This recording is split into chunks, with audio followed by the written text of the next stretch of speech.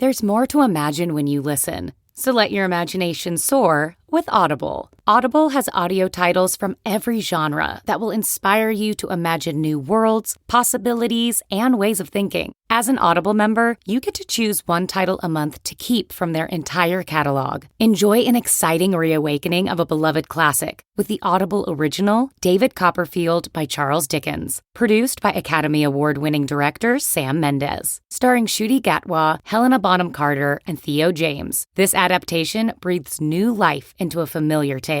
New members can try Audible free for 30 days. Visit audible.com/imagine or text IMAGINE to 500-500. That's audible.com/imagine or text IMAGINE to 500-500. My dad works in B2B marketing. He came by my school for career day and said he was a big ROAS man. Then he told everyone how much he loved calculating his return on ad spend.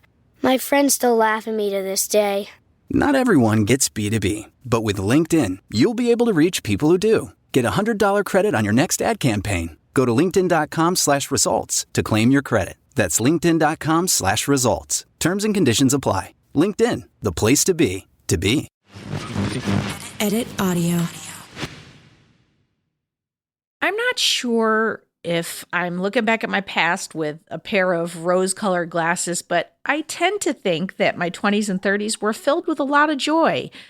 And now I am in a different phase in my life, and I have teenagers, and my knees hurt, and it leaves me asking myself some really hard questions, like, am I having fun these days?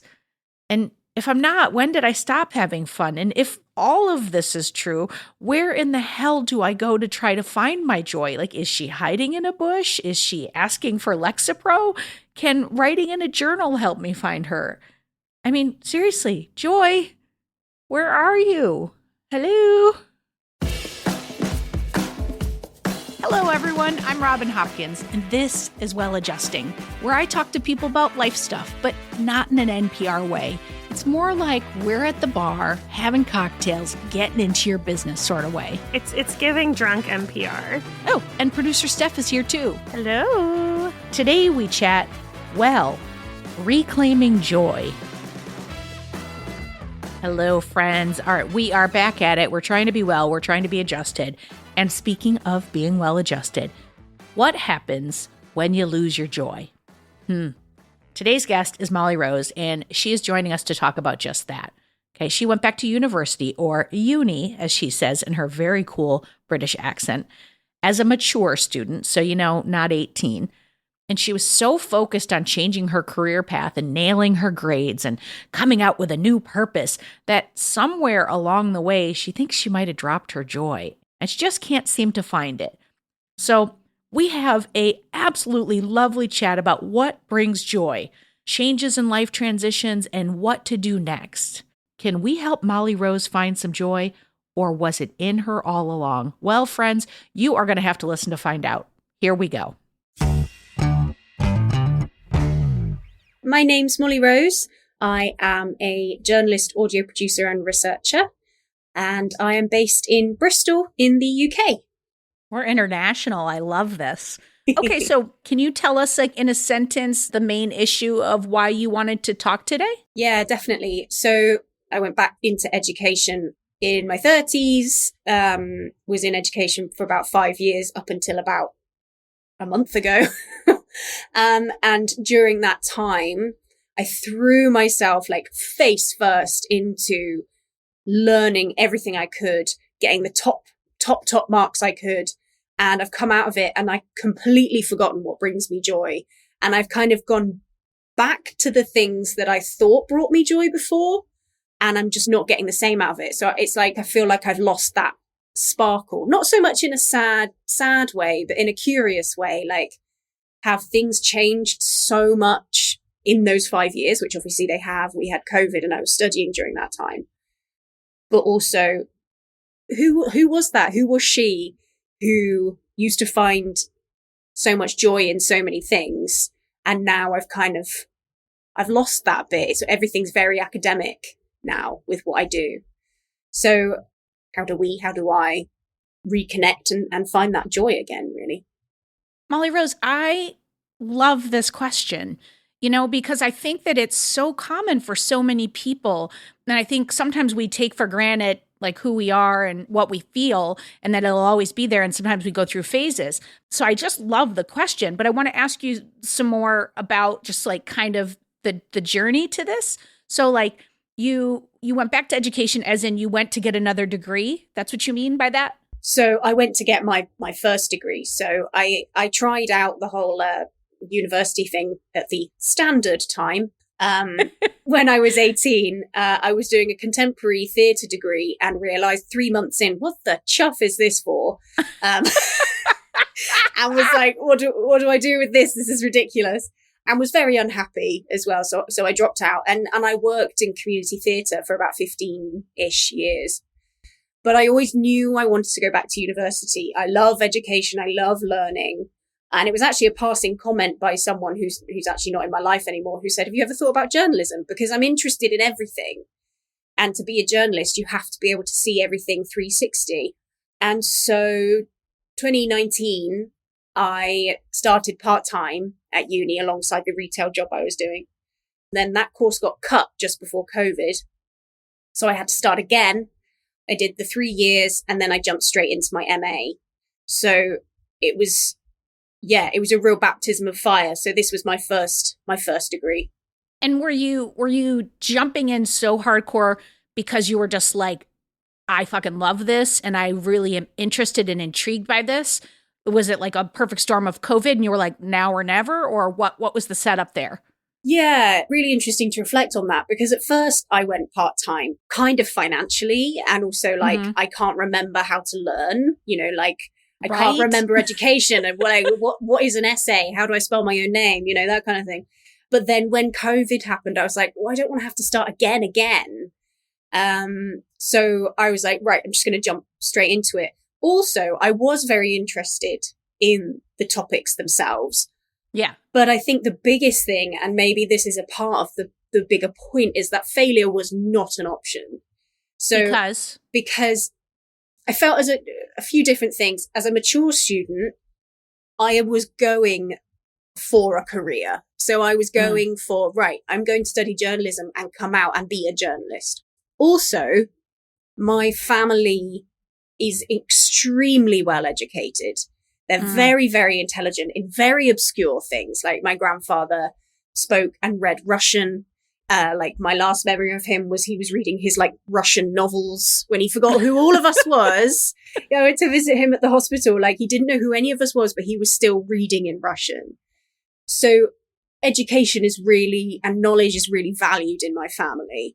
And I think I've always felt like a bit of an anomaly because I didn't do those steps. Yeah. Yeah. So for me, failure just wasn't an option. So I threw myself into it face first and got those good grades, even though, I'd never celebrated them. But sure, of course not. Why would you do such a crazy thing as celebrate yourself for a win? Celebrate my achievements. What the hell's that? Why? I don't know. Why would we do something like that? Ooh.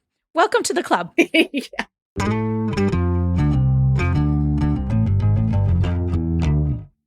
Worried about letting someone else pick out the perfect avocado for your perfect impress them on the third date guacamole? Well, good thing Instacart shoppers are as picky as you are. They find ripe avocados like it's their guac on the line. They are milk expiration date detectives. They bag eggs like the 12 precious pieces of cargo they are. So let Instacart shoppers overthink your groceries so that you can overthink what you'll wear on that third date. Download the Instacart app today to get free delivery on your first 3 orders, while supplies last. Minimum $10 per order. Additional terms apply. There are so many reasons to travel. Apogee Travel is giving you a new one, and it's real good. With Apogee Travel, you get the same hotel deals as all the other booking sites, but now you can support charities you care about at the same time. You don't have to change where you go, what you do, or how much you pay. All you have to change is where you book. You pick your hotel deal, choose your charity to support, and enjoy your trip. Simple as that. Apogee Travel is changing the booking industry for good. Book your next trip and make a real difference at apogeetravel.com or download the Apogee Travel mobile app in the app stores. This episode is brought to you by Huggies Little Movers. Huggies knows that babies come in all shapes and sizes, and their tushies do too. Huggies has more curves and outstanding active fit. Parents know that there's nothing worse than an ill-fitting diaper, especially for active, wiggly babies. Huggies Little Movers are curved to fit all curves, so babies feel comfy no matter how much they're moving around. And we all know they're moving around a lot. They also offer 12-hour protection against leaks, which is a game changer. Get your baby's butt into the best fitting diaper. Huggies Little Movers.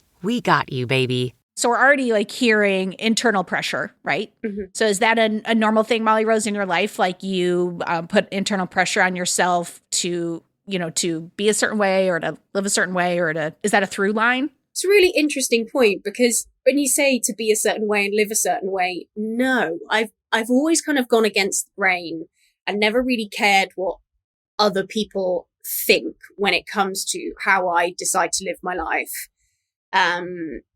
However, when it comes to achievements and work or education or productivity in any way, yeah, the pressure is... It's got to be a certain way. It's got to be a certain way.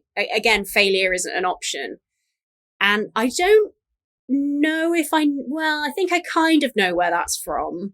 But then also it's a certain level that's expected of me.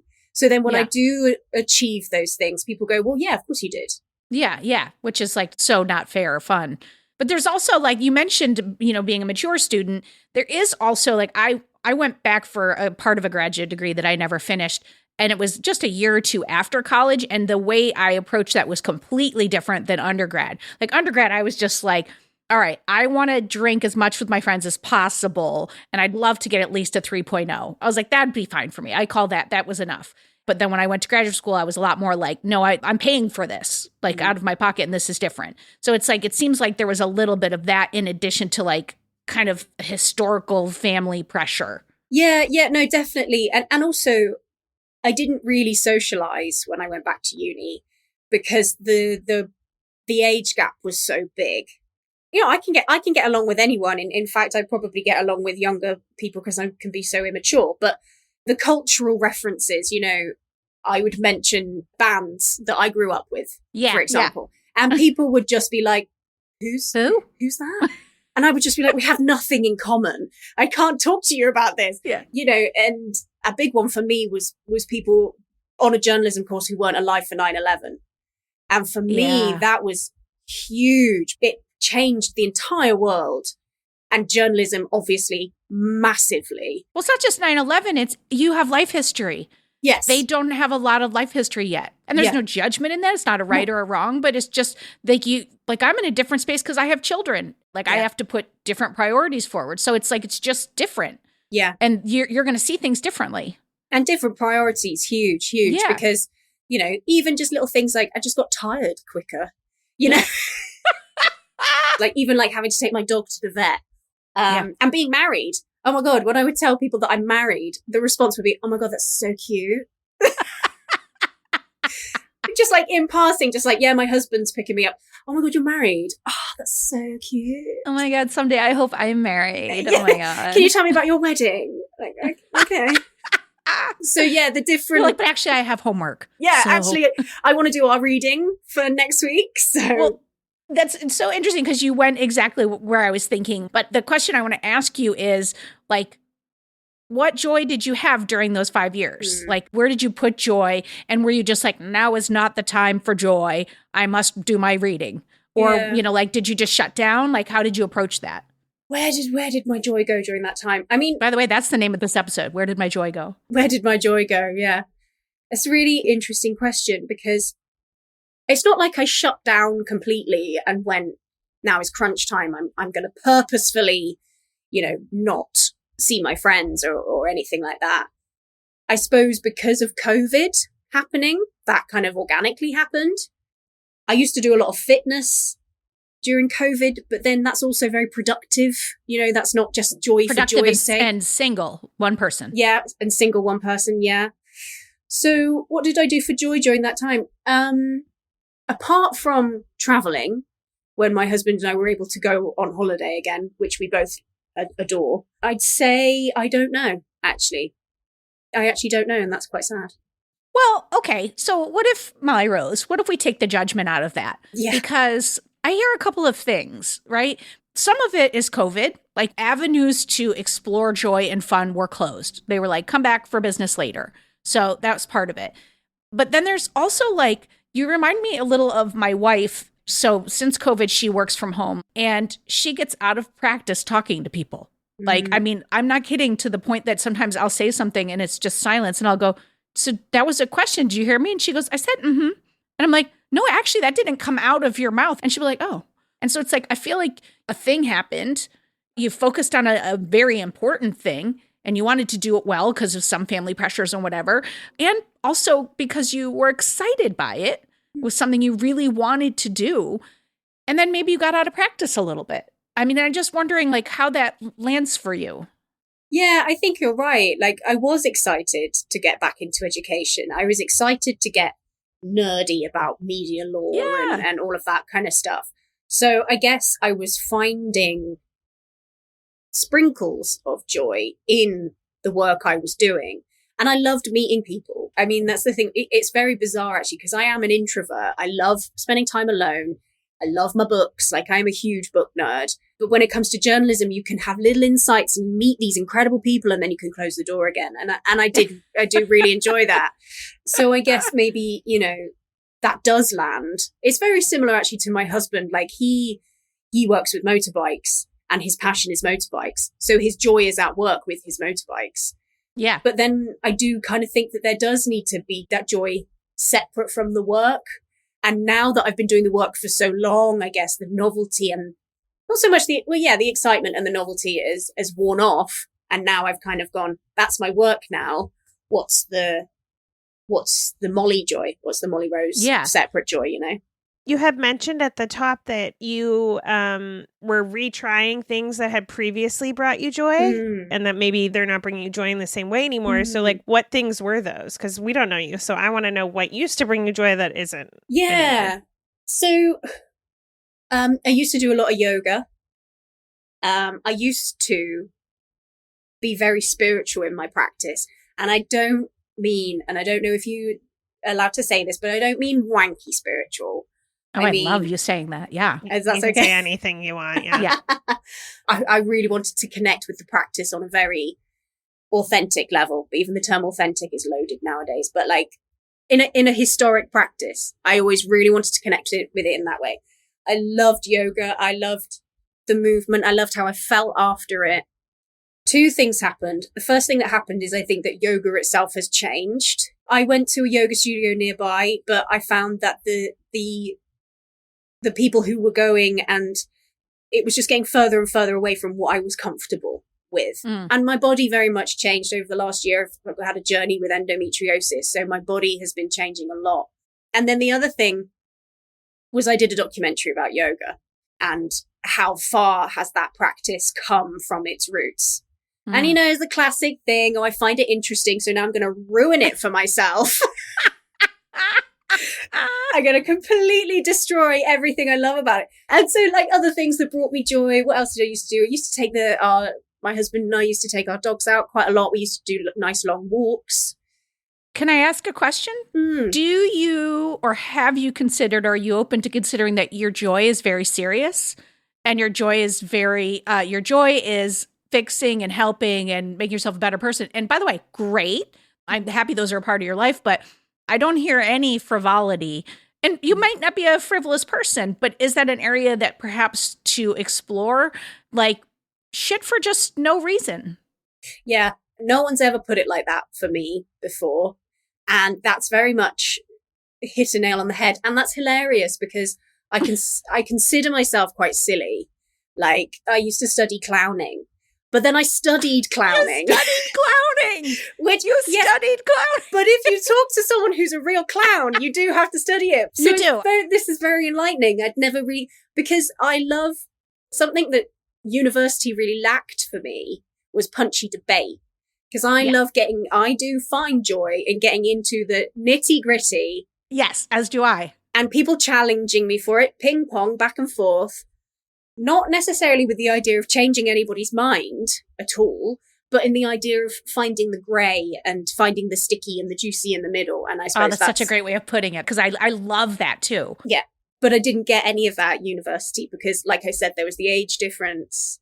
And actually, we were kind of, the techniques we were actually taught as journalists were ones that I didn't 100% agree with moving journalism forward as a concept. Like, let's not repeat what's being done because nobody likes us anymore. Let's change the game. So, yeah, I mean, maybe my joy is actually quite serious. Yeah, and that's fine. But I'm just wondering if you could sprinkle in there some frivolity, like something that you do for no reason, if it calls to you. I don't think it's a right or a wrong. I think it's an avenue for you to explore, which should be right up your alley. To just be, like, I feel like a practice of journaling, like if you're not already doing it, which I suspect you probably are, but like, no? I'm not journaling, no. And I tried it. Might not land for you. Sorry, that was my dog just shaking right by my microphone. Your dog was like, journal. I have thoughts to share. I don't journal, and I have tried, and it felt too self-centered. I didn't like, and possibly again to use the word wanky, and maybe I'm doing it wrong, but then that's not the point. Molly Rose, you be nice to yourself. Yeah, no, I'm not very good at that. I'm not very good at that. It's coming through. Doing things that are frivolous, I wouldn't know where to start. I consider every pound I spend, like literally everything is a thought process. I have OCD. I have POCD. So I have so Steph's raising her hand. I have OCD too. High five for the trauma. So I have POCD. So it's the thought processes. So it's like being stuck on a carousel, which I also did a documentary about. You got to find use in these thoughts. So obviously having that obsessive nature, what is this pound I'm spending on? Even to the point where I found something out about yoga. I'm on the yoga mat. I associate it with this. Bum, ba, bum, ba, bum, before you know it, the horse counters off. So being frivolous doesn't compute with an anxious mind. I feel like we're like really in the like headiness of it. And I guess before I put my thoughts, I just want to know, how does this like, because you came here today with like self-identifying that you have lost some of the sparkle. So like, how did you come to that place? Is it something that you like are experiencing every day where you're like, what's the point in everything? Is it like, something that like you analyzed and came to? Like, how does it show up for you in your life? It's definitely something I analyzed and came to, because I wouldn't say I'm depressed. I wouldn't say I'm not finding my joy in a depression sense, because I've been there. I've been depressed, and it's not quite as hopeless and dark as that, when you have those times when you're depressed and it's literally like, I cannot lift myself out of this. It doesn't feel hopeless. It's literally a place of curiosity that if I'm not working at the moment, I'm either feeling guilty for what I am doing, which is reading my book or watching Bones, or I'm thinking about work. It's kind of like, I can't remember what I did before that point. And there is a part of me that also feels I'm not, and this might be down, so I'm on antidepressants, and I have been, I'm not sure, probably for post-COVID. And which I think people think that antidepressants are only for depression, but they're not. We use antidepressants to treat a multitude of different mental health disorders like OCD. Exactly. Yeah, exactly. And I went to the doctors with like, I don't want talking therapies anymore. I just want to feel better, Yeah. And I was in a different job at the time. And I've noticed over the past couple of years, it almost feels like there's a block. So I was at my cousin's wedding and I couldn't cry, even though I knew it was beautiful. Or I'm watching something very sad and it feels a block. And I feel like there's that block with the joy as well. So whether it's a chemical thing, I don't know, but it is something that I've noticed. I was just going to ask that. Isn't the whole point, and I am by no means an expert on this, so I am asking it as a question, like that some part of it is like taking the edge off, but it can take off the highs as well as the lows. And that's what I think I'm starting to acknowledge, is that it's almost like it's just maybe balanced. And and that's what I needed at the time, but I didn't want it to take. I love getting hysterical. I love laughing until my belly hurts, you know? Yeah. And it's taken both of those, the ups and the downs, it's taken both of them away. What I will say as an OCD babe is that there's like a all or nothing thinking that is easier to get to when you have different anxieties and panic disorders that run like that. And I think that there is an option, if you want to explore it, that isn't ripping the Band-Aid off and being completely off medicine, but is just like taking it down a notch. But I'm not a doctor. So like I would talk to your doctor about that, because I have gone up and down with my meds before, and that's an option. You know, it doesn't have to be on medicine or off medicine. It can be on less medicine or on more medicine. Yeah, it doesn't have to be all or nothing. Yeah.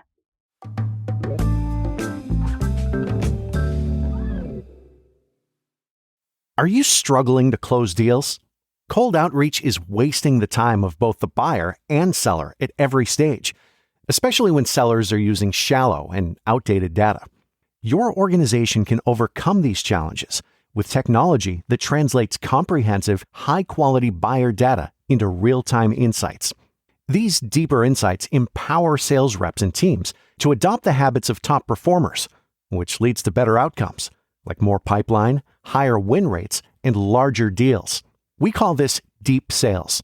And we've built the first deep sales platform with the next generation of LinkedIn Sales Navigator. Right now, you can try LinkedIn Sales Navigator and get a 60-day free trial at linkedin.com/trial. That's linkedin.com/trial for a 60-day free trial. Let LinkedIn Sales Navigator help you sell like a superstar today. Just go to linkedin.com/trial and get started. Think scaling AI is hard? Think again. With Watson X, you can deploy AI across any environment. Above the clouds, helping pilots navigate flights, and on lots of clouds, helping employees automate tasks. On-prem, so designers can access proprietary data, and on the edge, so remote bank tellers can assist customers. Watson X works anywhere, so you can scale AI everywhere. Learn more at ibm.com/WatsonX. IBM. Let's create. Gain specialized knowledge at the crossroads of real estate, sustainability, built environments, and infrastructure with Georgetown's one-year Masters in Global Real Assets.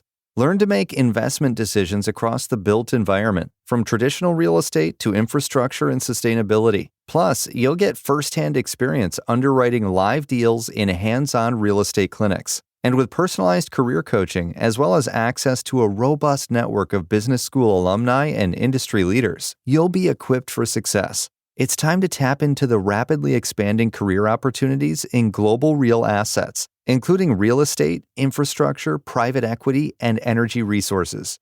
Earn a master's in global real assets from Georgetown to gain in-demand skills and stand out in the real estate industry. Explore the program at msb.georgetown.edu/GRA-podcast. I have this thought that's coming up that's like, you are also in a new phase. You know, like what worked for you then may not work for you now, and that's okay. It's just, it's like recognizing it's a new phase. Like I think about when I had kids, like I used to think like, I need my kids to just get a little bit older, because when they're older, I'm going to go back to, I can be spontaneous again. And then they got older and they left the house for like a camp for like 2 weeks. And all I wanted to do was like watch TVs, and like I was not doing anything spontaneous because I'm in a different phase now. And it happened, and I had to kind of grieve that, because I was like, oh, that phase is over. And I'm now this person who goes to bed at 9. And like, if I can come meet you, I will, but probably not. I might not, you know, like, so it's like that kind of understanding that you might not be where you were like 5 years in a university setting, COVID, like being older, it's all different now. Yeah. And that can be sad, but that can also be exciting if you can embrace the new phase. Yeah. I think that's a really good point. Like not trying to grasp whatever it was before, You're a different Molly Rose than you were before you started that journey. Yeah. Yeah. But I suppose because the setting hasn't changed, it's kind of like, you move, I've moved on, but nothing's changed around. And that almost like doesn't compute for my all or nothing brain. It's kind of like, well, everything looks the same. I mean, my arse doesn't look the same. My arse looks different. Again, tell me about it. But that's a really interesting way to look at it. I'm wondering, you had mentioned that you like to travel with your husband, and I'm wondering where you find the joy when you're traveling. Oh, wow. I'm a completely different person when we travel. We went to Spain this year. We traveled across Spain. It was extraordinary. Like, it solidified my love of Spain. I was very much in control of everything. I was really, really confident. Like, I had my itinerary. This is the coach. We go left, we go right, we go up. No, don't want that pizza. Really kind of in control of it. I'm very in control at home, but in a very tight, clenched, stressed way. Whereas when we're abroad, it's almost like, well, I'm not Spanish, so I'm probably going to make a mistake and that's all right. Whereas here, well, I live here. Yeah, I shouldn't make mistakes because that's here. So even when we went to India, I was so confident. It was freaking India. Like, I was terrified before we went. But like my husband said to me, he was like, you're just walking down the streets like you freaking live here. Like, it's like a whole new shape.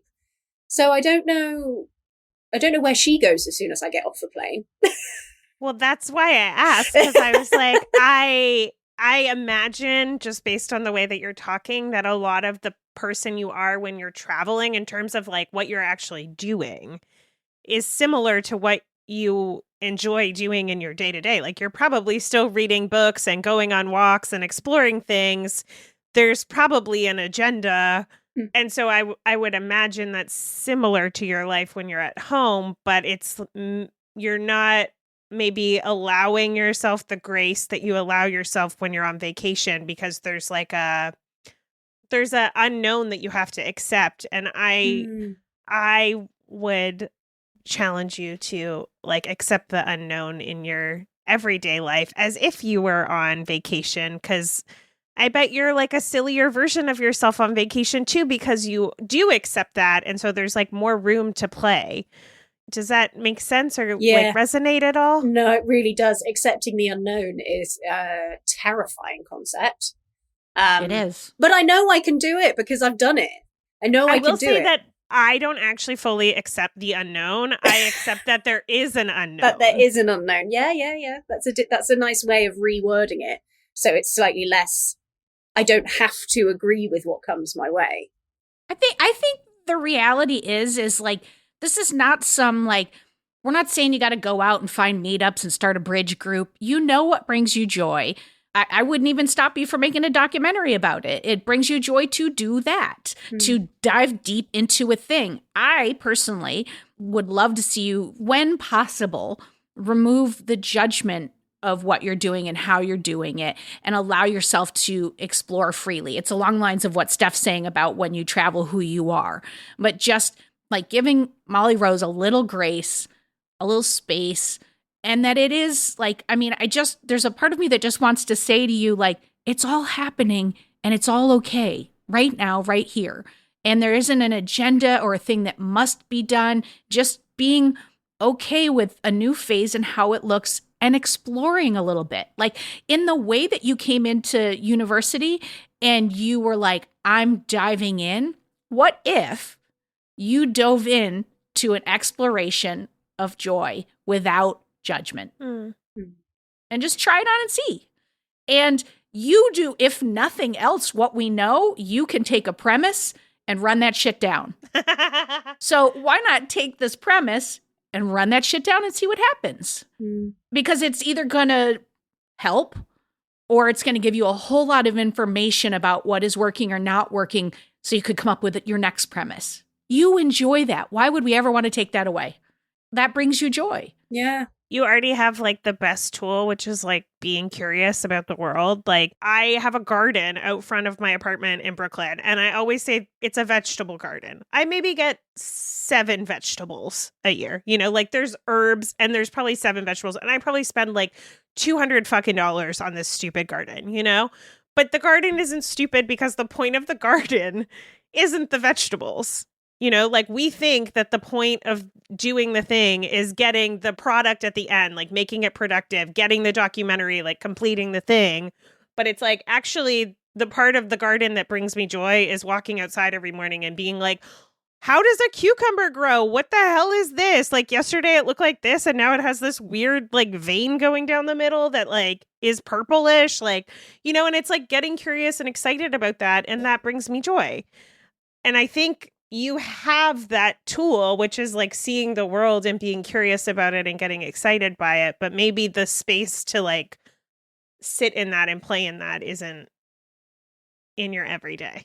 Yeah, it's totally right, because I'm just kind of also coming back to the idea of judgment of the things that I do enjoy. I either have to put a reason behind it, a reason why I'm doing that thing, or I have to see if someone else finds it joyful as well. So, you know, I never thought I would, but I like true crime. But there is a part of me, if I sit there and I'm listening to something and I'm going, oh, what's it's not what's everyone going to think. It's just what am I thinking? What am I doing? Yeah. Like, why would I? And actually, I do really want to do some research on women and true crime. I think that's fascinating, you know? So it's almost like I want everything that I'm finding interesting, I want to turn into a thing.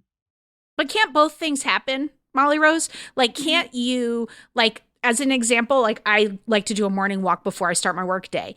And half the time I'm like, I got to get my steps in. I got to turn this into a workout. But sometimes I'm like, stop it, Robin. Like, just walk today. Don't try to turn this into an exercise. And so, like, why can't you do both? Why can't you sometimes listen to true crime and go, stop it, Molly Rose. I'm just enjoying this, and I'm kicking my feet up, and I'm petting my dog while I listen, or I'm knitting, or whatever you do with your hands when you listen. I play Candy Crush when I'm listening.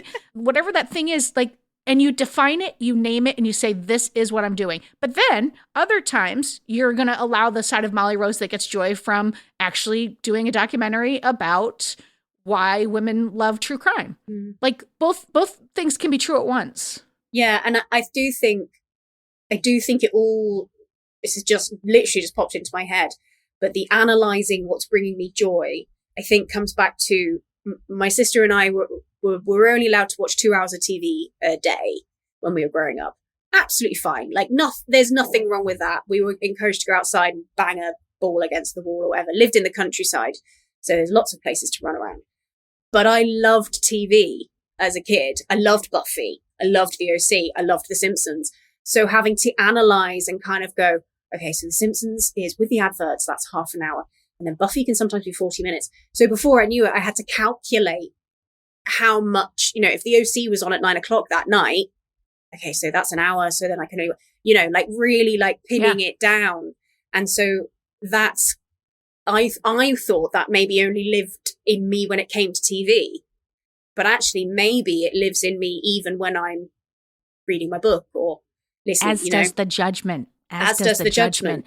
That there's, like you said, there's nothing wrong with the 2-hour limit, but a limit sometimes can make you feel like, oh, when I go outside that limit, I'm bad or I'm wrong. Yeah. So maybe there's a way that you work with your own brain to be like, I can allow myself this much time just listening, not bettering myself, and just enjoying the experience of listening to this thing.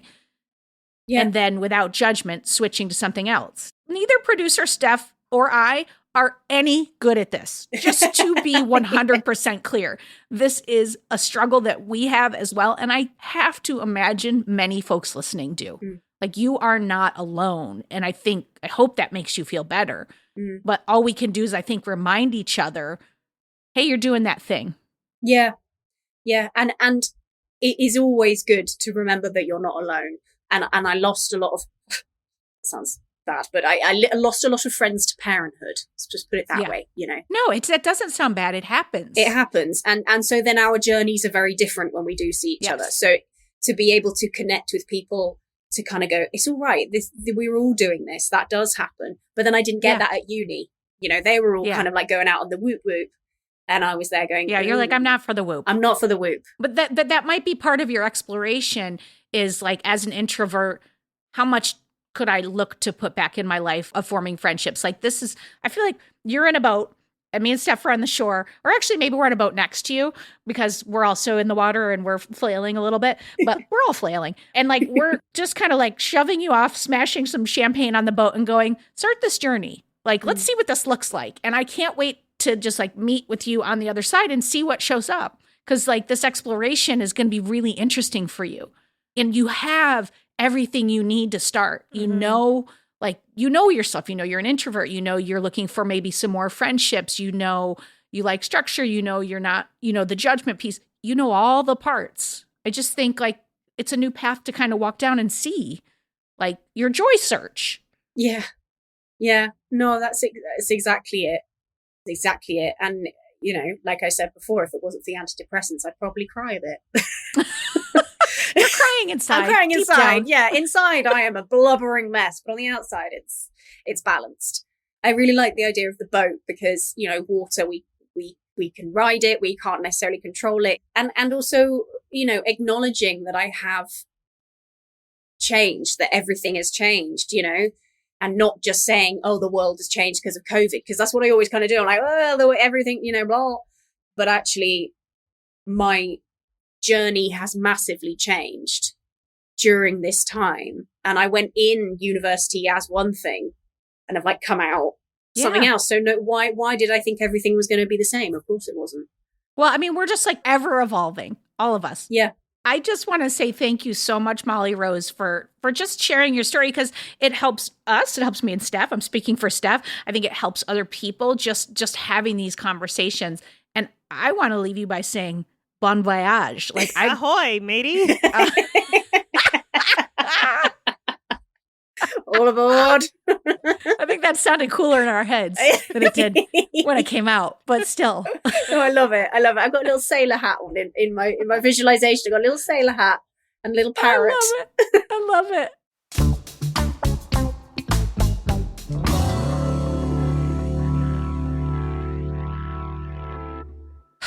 I just love that conversation. And I have to tell you, I truly believe that Molly Rose has everything that she needs. And so I'm wishing her well. But after we hit stop on recording this conversation, Steph and I got into, of course, a discussion about if we feel a lot of joyful moments in our lives. And us being us, we decided to challenge ourselves to sharing one joyful moment, just one each day, with each other for a week to see what happens. Take a listen.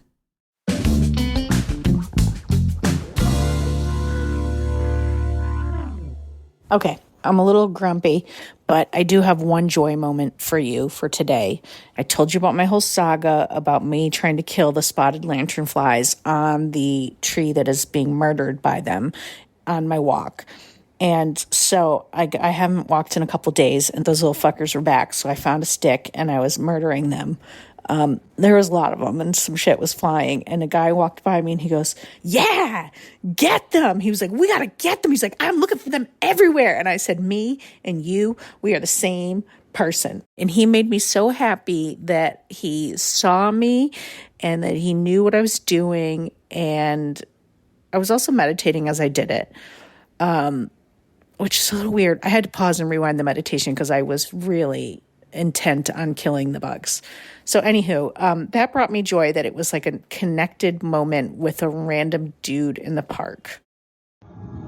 Just gonna highlight that my moment of joy yesterday. Also, I'm on the plane right now, so sorry if it sounds like I'm in a wind turbine. But I had like work until 6, and then I was going to the airport at 6:30, and my partner had work until 5, and then they have class that starts at 6:30. And instead of going from work to school, which takes like a bit, thank you very much, they came home in between, which like added an extra hour to their travels just to see me, and that was really sweet. Okay, small moment of joy. I'm not going to qualify it. I'm not going to say anything around it. I mean, this is absurd, but I took the air conditioner out of our bedroom and opened the window, and a lovely breeze came in, and I came around the corner to come into the bedroom, and I could see the whole like view into the park from our room in the museum that's been blocked by the air conditioner. for the summer, and it was delightful. That's my moment of joy for today. My moment of joy is that, well, it's very early here. It's only 9:30 in the morning. I left New York at 6 p.m. New York time. Napped for like an hour and a half on the plane, and I was miserable when I went to bed last night. I ordered food to the wrong address, probably because I was delusional I hadn't slept. But I was like, I'm going to be so groggy tomorrow, it's going to be horrible. But it wasn't. I was like so happy. I took a shower, and then I was like, Meg, do you want to go get breakfast? Because we had time. And we walked out the door, and it was sunny, and I feel like it's never sunny in London. But it's sunny, and the weather's beautiful, and we went to this little cafe, and they had a vegan full breakfast that didn't include any of my allergies, so I ate the shit out of that, and it was beautiful, and the sun was shining on Megan's little face, and it was so cute, and I loved it, and that's my moment of joy so far, and it's only 9:30, so I'm sure I'll have another one. Very exciting. Love food, especially when I can eat it. Okay. So, this moment of joy thing is like harder than I feel like it should be. Like, I was like, oh, am I going to have a moment of joy? Like, and then I just think like, maybe I'm just like not noticing the small things. I don't know. This has been a very illuminating exercise, even though it's giving me anxiety. Help me, Steph. Oh, I'm sorry that you're having a hard week and that you have to send moments of joy, but maybe it's a good thing because maybe it'll help you see them, and maybe before you wouldn't look for them. All right. Day 5. Joy. The Chronicles of Robin's Unhappiness. No, all right. Watching TV. It's the end of the day. I'm a little sore. Mary and I started lifting again on Sunday. And my cat came in. She's been ignoring me all week, and she sat on my chest for a little bit, and she was purring, and she was purring really loudly. And if you know anything about Lucy, she doesn't really purr very often or actually sit with people or like people or anything. And now she's sitting at the end of the bed, and she's just being my best friend. That's what I say to her. I'm like, are you my best friend? And she just walks away usually. So there you have it. That's my joy for today. My moment of joy is that I just left the Airbnb and I went and met up with Steph, who you may remember from one of the recordings with Nikki and Steph, because Steph lives in London, and I'm staying with her for the week, and it's really nice that I get to see her. And then we just left her flat, and it was like really sunny out, and we're walking, and we're going to take a boat, and the trees were like yellowy green and all pretty, and I took a picture, and I thought, oh my God, how lucky am I that I've made a life where I get to fly to England to visit my friend from Canada. Like, that's crazy. People don't even get to go to England in their lifetime. And I have a friend that lives here, and I get to stay with her, and I get to come here. Like, that's so cool. And I hope I don't take it for granted, but sometimes I do. And yeah, so my moment of joy is just simple, and it's that the leaves were green and yellow and the sun is out, and I feel lucky that I get to be here. Okay, bye. Okay, I'm at the library, and I just realized I had another joyful moment yesterday that was funny, that I took Maxine went on a walk with me yesterday with Mary, and I showed her and told her all about my tree with the bugs that I've been squishing, and she was super into the murdering of the spotted lantern flies. So that was a joyful moment of the two of us with sticks bashing bugs. Okay, I'm leaving the library, so I'm trying to talk quietly. Okay, bye. My moment of joy yesterday was that I went to therapy, and I mean, I guess it's not joy, but I feel proud of myself that I still prioritize therapy even when I'm away. Okay, I forgot to give you my moment of joy from yesterday, and I think that actually this might be my last one. But moment of joy, I'll give you one from yesterday and from today. Yesterday, I saw Tom, who is my old boss and one of my very bestest friends. We had like a really nice talk, and then we went to see this Eric Idle thing about it was like how the creation of Spamalot, and I just love hearing artists talk about their creation process. And it's like, and they gave out the book, and it was autographed, and it was just so good to see Tom. And afterwards we had this like lovely moment where he just said, I truly miss you. And I said, I know. I said, I look forward to the day when we can work together and I don't have to order you turkey sandwiches. So it was just really nice. And then today, we had a rough go of it with one of my kids last night. And this morning, I could see them trying to implement everything that we talked about. And I could see them, just really trying hard to take in what we said. And it's like, Jesus Christ, as a parent, I think that's all you hope for and wish for. But it brought me some joy. And it was like a really nice way to start the day. So all in all, this has been a fucking interesting exercise, man. It's been hard. And it has felt way more vulnerable than I expected. Like I'm sharing diary entries with you.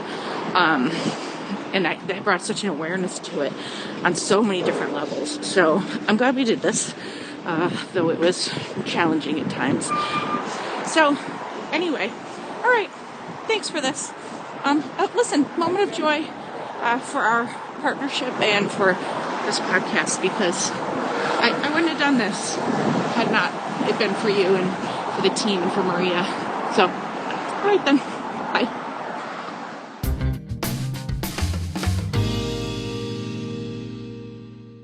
All right, people, you heard it. That exercise was way harder than I thought it was going to be. Okay, I got into my head with like existential thoughts like, was that actually joy? And then I worried that I wasn't joyful enough. And I felt also kind of naked sharing these voice memos with Steph, who, by the way, from listening to Steph, she's just joy personified. And then I even got more in my head like, am I doing this wrong?